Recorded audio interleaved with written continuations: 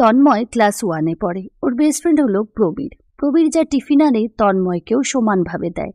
সেদিন পেস্ট্রি খেতে খেতে তন্ময় বলল, তোরা খুব বড় লোক বল। ধুর, আমার বাবা বলেন আমরা মধ্যবিত্ত। বড় লোক হলো তারা যাদের মন বড়। মন বড় মানে সেটা কি? বাবা বলেন যাদের মনে হিংসা নেই, সবাইকে ভালোবাসে, সম্মান করে, সবাইকে সাহায্য করে, তাদের মন বড়। তন্ময় তার কথাগুলো মন দিয়ে শুনছিল। সে বুঝতে পারে প্রবীরদের আর্থিক অবস্থা তাদের থেকে অনেক ভালো, তবু সে তাকে বন্ধু ভাবে। কিন্তু অন্য আর যে বন্ধুদের আর্থিক অবস্থা ভালো তারা ওর সঙ্গে মেশে না। তন্ময় ভাবল প্রবীরের কাছে যে কথাগুলো সে শুনল আজ তার মাকে বলবে, কিন্তু ঘরে ঢুকতেই বুঝল আজও মা বাবার মধ্যে ঝামেলা হয়েছে। বাবা গায়ে হাতও তুলেছে। মা হাঁটুতে মুখ গুজে বসেছিলেন। তাকে দেখতেই বললেন, যা তাড়াতাড়ি হাত মুখ ধুয়ে খেতে বস। বাবা তখন বাড়িতে ছিলেন না। মা তাকে ভাত দিয়ে চৌকির নিচে থেকে লুকানো টিফিন বক্স বের করে তাতে রাখা 2 পিস মাংস ও আলু ঝোল দিয়ে তাকে বলল, তুই খা, আমি একটু বাইরে হাওয়া খেয়ে আসি। তন্ময় ভালো করেই জানে মা আসলে হাওয়া খেতে নয়, পাহারা দিতে গেছে। তার বাবা রেল লাইনের ধারে একটা ঠেলা গাড়িতে রোজ সকালে রুটি, পরোটা, তরকারি, ঘুগনি, চা বিক্রি করেন। বিকালে এগুলোর সাথে চপ, সিঙাড়াও বিক্রি করেন। মাঝে মাঝে মাংস আনে, কিন্তু সেই মাংসের এক টুকরো ছেলে বউকে দেয় না। তবে তার মা সেখান থেকে তার জন্য একটু সরিয়ে রাখেন। তন্ময় খাওয়া শেষ করে একটু মাংস দৌড়ে গিয়ে তার মার মুখে ঢুকিয়ে দিয়ে হাত ধুতে চলে গেল। ছেলের ভালোবাসা দেখে তার মার চোখে জল এসে গেল। তার বাবা কিছুতেই চান না যে সে পড়াশোনা করুক। মাঝে মাঝে জোর করে দোকানে নিয়ে যায়। সেদিন যখন দোকানে বসে আছে সে দেখতে পেল তার বন্ধু প্রবীর বাবা মা আর বোনের সাথে বাজারে ঘুরছে। তারা কত হাসি ঠাট্টা করছে। তার বাবা তার মার খেয়াল রাখছেন, তাদের খাবার জিনিস কিনে দিচ্ছেন। পরের দিন স্কুলে তন্ময় প্রবীরকে জিজ্ঞাসা করল, কাল তোর সাথে যে ছিল ওটা তোর বাবা? প্রবীর বলল, ওটা বলতে নেই, উনি বলতে হয়। হ্যাঁ, উনি আমার বাবা। তোর বাবা তোর মাকে মারে না? প্রবীর হাসতে হাসতে বলল, এ মা, মারবে কেন? মা কি বাচ্চা যে মাকে মারবে? মা তো বড় হয়ে গেছে। কথাটা শুনে তন্ময় অবাক হয়ে গেল। সে জানত সব বাবারা মায়েদেরকে মারে। তা যে সত্যি নয় সে তা এই প্রথম জানল। বাড়ি গিয়ে সেই এক দৃশ্য, মা কাঁদছেন। আজ তার চোখের নিচটা কালো হয়ে গেছে, ঠোঁটের কাছটা কেটে গেছে। বাবা যে কেন এমন করেন সে জানে না। সেভাবে বড় হয়ে মার সব কষ্ট সে দূর করবে। প্রতিদিন দুপুরে বাড়ি এসে খাবার খেয়ে তার বাবা বন্ধুদের সাথে তাস খেলতে যায়। বিকালে গিয়ে দোকান খোলেন। সেদিন ছিল বাজার বন্ধ, দোকান খুলবেন না। দুপুরে বেরিয়ে রাত 10টা পর্যন্ত বাবা বাড়ি ফিরছেন না দেখে তার মা তন্ময়কে নিয়ে গেলেন তাকে খুঁজতে। এর আগে যতবার খুঁজতে গেছেন ততবার তার মার কপালে জুটেছে মারধর। তাও তিনি গেলেন। অনেক খোঁজাখুঁজির পর দেখলেন একটা ড্রেনের ধারে তিনি পড়ে আছেন, চটি দুটো অনেক দূরে। কাছে গিয়ে অনেক ডাকাডাকির পরও সাড়া পেল না। বুঝতে পারল যে তিনি আর নেই। হাসপাতালে নিয়ে গেলে ডাক্তার জানালেন হার্ট ফেল করেছে। তন্ময় মনে মনে একটু খুশি হলো। সে ভাবল মার সব কষ্ট এবার দূর হবে। তবুও মা কেন যে এত কাঁদছেন সে বুঝতে পারল না। দেখতে দেখতে শ্রান্তিও মিটে গেল। তার মায়ের বাপের বাড়ির অবস্থা খুব একটা ভালো ছিল না, তাই সেখানে না গিয়ে তিনি নিজে তার বাবার ওই দোকানটা চালাতে লাগলেন। প্রথম প্রথম তার একটু কষ্ট হতো, কিন্তু পরে সব ঠিক হয়ে গেল। তার মা মাঝে মাঝেই বাবার জন্য কাঁদেন, তবে তন্ময় বাবার জন্য কষ্ট হয় না। আর যাই হোক, মাকে তো আর মার খেতে হচ্ছে না। এর মধ্যে একদিন তন্ময়ের স্কুলের খাতা শেষ হয়ে যায়, কিন্তু সেই কথা সে মাকে বলতে ভুলে যায়। স্কুলে হোমওয়ার্ক করে না নিয়ে যাওয়ায় সেদিন সে খুব বকা খায়। প্রবীর তার সমস্যাটা বুঝতে পেরে তাকে নিজের একটা নতুন খাতা দিয়ে দেয়। তন্ময় বাড়ি গিয়ে মাকে বলে, জানো মা, প্রবীর কি ভালো, আমার খাতা শেষ হয়ে গেছে বলে ওর নতুন খাতাটাই আমাকে দিয়ে দিল। পরের দিন তার মা একটা খাতা কিনে নিয়ে তন্ময়কে বলে, এটা প্রবীরকে দিয়ে দিও। বন্ধু বন্ধুকে সাহায্য করবে সেটা খুব ভালো, কিন্তু আমাদের কিছু নেই ভেবে কেউ যদি কিছু দেয় সেটা কখনো নেবে না, কারণ আমাদের পয়সা কম থাকতে পারে, তবে আত্মসম্মানটা অনেক বেশি দামি আমাদের কাছে। তার মা রাত দিন কষ্ট করে তাকে বড় করতে লাগলেন। তন্ময় যত বড় হলো প্রবীরের সঙ্গে বন্ধুত্বটাও গাঢ় হতে লাগলো। উচ্চ মাধ্যমিকের পর তন্ময় তার মাকে বলল, মা, এখন আর তোমাকে দোকানে বসতে হবে না, দোকান আমি চালাবো। তার মা বললেন, না, তুমি ভালো করে পড়াশোনা করো, ভালো চাকরি করো। দোকানে একবার ঢুকলে ব্যবসায় মন বসে যাবে, তখন আর ভালো করে পড়াশোনা হবে না। আমি কিন্তু সেটা একদম চাই না। আর তো মাত্র কটা বছর, তুমি পড়াশোনাই করো। বিএ পাশ করার পর সে একটা প্রাইভেট জব পেল, মোটামুটি মাইনে। মাকে বলল, তোমার আর দোকান চালাতে হবে না, বাড়িতে একটু আরাম করো। মা বললেন, না, যতদিন পারি দোকান চালাই, না পারলে বন্ধ করে দেব। আর তাছাড়া তুই কাজে গেলে বাড়িতে একা একা আমি কি করব। এর মধ্যে একদিন প্রবীর তার বোন কৃষ্ণার বিয়েতে তন্ময়কে নিমন্ত্রণ করে গেল, কিন্তু বিয়েতে এক সমস্যা দেখা গেল। জানা গেল হবু বর অন্য একটি মেয়েকে বিয়ের প্রতিশ্রুতি দিয়ে বিয়ে না করায় তাকে অ্যারেস্ট করা হয়েছে। বিয়েবাড়িতে কান্নাকাটি শুরু হয়ে গেল। প্রবীর তন্ময়কে বলল, এই বিপদ থেকে তুই আমাদের রক্ষা কর, আমার বোনকে তুই বিয়ে কর। তন্ময় বিপদে পড়ে গেল। কৃষ্ণা বেশ ভালো মেয়ে, তবে প্রবীরের মতন নয়। তাই সে বলল, দেখ, কৃষ্ণা যেভাবে মানুষ হয়েছে আমাদের বাড়িতে গিয়েও অ্যাডজাস্ট করতে পারবে না। কিন্তু প্রবীর আর তার বাবা মাও তন্ময়কে অনুরোধ করতে লাগলেন। সে তখন মাকে ফোন করে সব জানালো।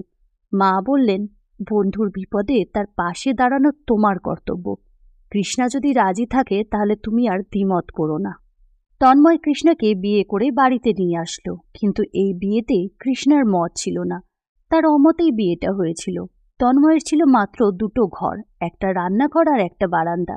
এখানে এসে কৃষ্ণার দম বন্ধ হতে লাগলো। বউ ভাতের আয়োজন তন্ময় খুব ছোট করেই করেছিল।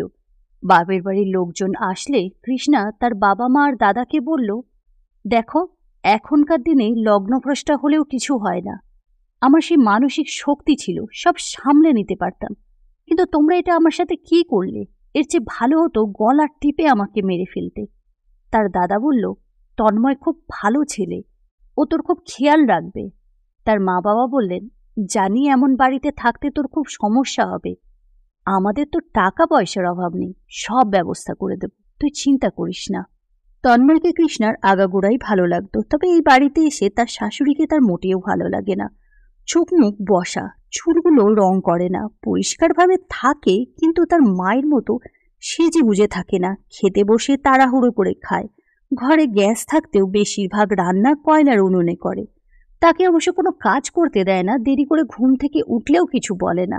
রান্না বান্না কাজকর্ম সব নিজেই করে, তবুও ওনাকে তার পছন্দ হয় না। এর মধ্যে একদিন কৃষ্ণার বাবা মা এসে তন্ময়ে তার মাকে বললেন, দেখুন বিয়ান, আমার যা টাকা পয়সা আছে সব দুই ছেলে মেয়ে, তাই আমি চাই এখানে মেয়েকে একটা বাড়ি করে দিতে। তন্ময়ের মা বললেন, না না, এমন করবেন না, আমার কাছে আমার আত্মসম্মানটাই অনেক দামি। আমি চাই না লোকে দুটো খারাপ কথা বলুক। আর আমার ছেলে তো ভালো চাকরির চেষ্টা করছে, ও ঠিক একদিন আপনার মেয়ের জন্য সুন্দর বাড়ি বানিয়ে দিতে পারবে। তন্ময় বলল, হ্যাঁ, কৃষ্ণা এখন আমার দায়িত্ব, কটা দিন ও একটু কষ্ট করুক, আমি তারপর সব ঠিক করে দেব।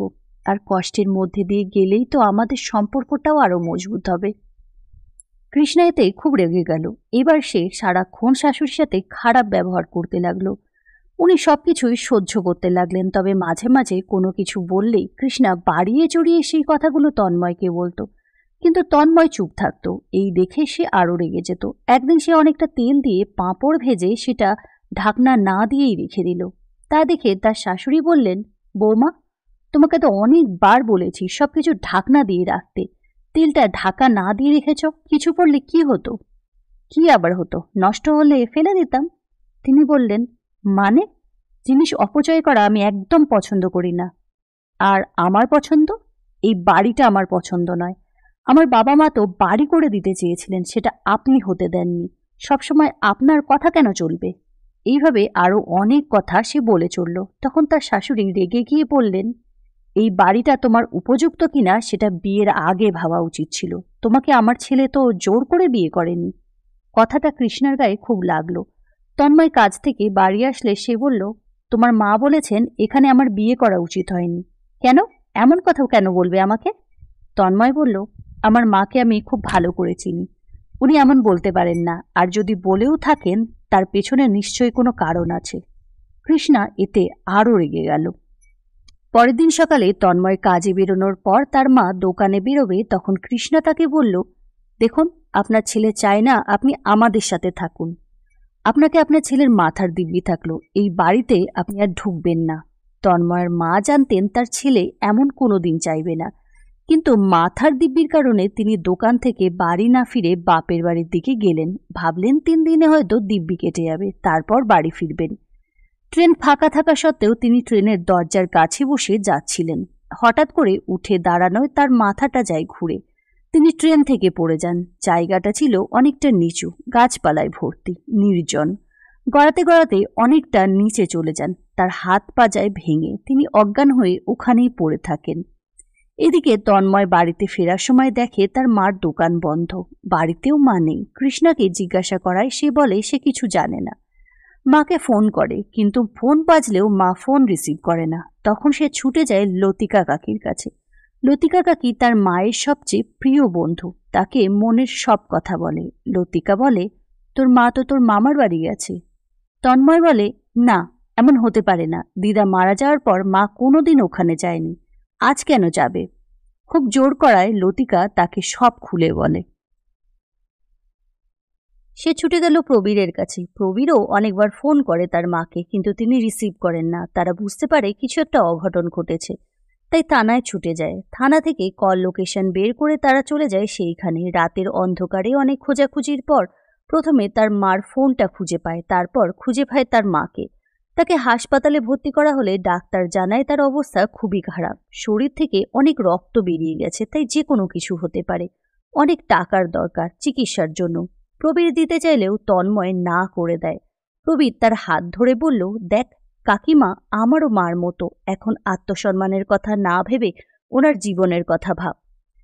টাকাটা তন্ময় নিতে রাজি হয়ে যায়। কৃষ্ণা অবশ্য সে কথা জানত না। বাড়ি গিয়ে সে দেখে কৃষ্ণা নিজের গয়নাগুলো লুকাতে ব্যস্ত। কারণটা বুঝতে তার দেরি হলো না। কিছুদিনের মধ্যেই তিনি সুস্থ হয়ে বাড়ি ফিরে আসেন। তবে কৃষ্ণা তাকে দেখতে একবারও হাসপাতালে গেল না, বাপের বাড়ি চলে গেল সে।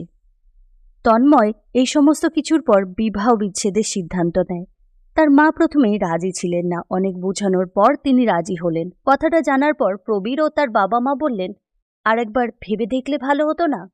তন্ময় বলল, আসলে আমরা দুজন নদীর 2 কূলের মতো, কোনোদিন এক হতে পারবো না। কৃষ্ণা তখন বলল, এক হতে চাইলেও তোমার মা কোনোদিন হতে দেবেন না।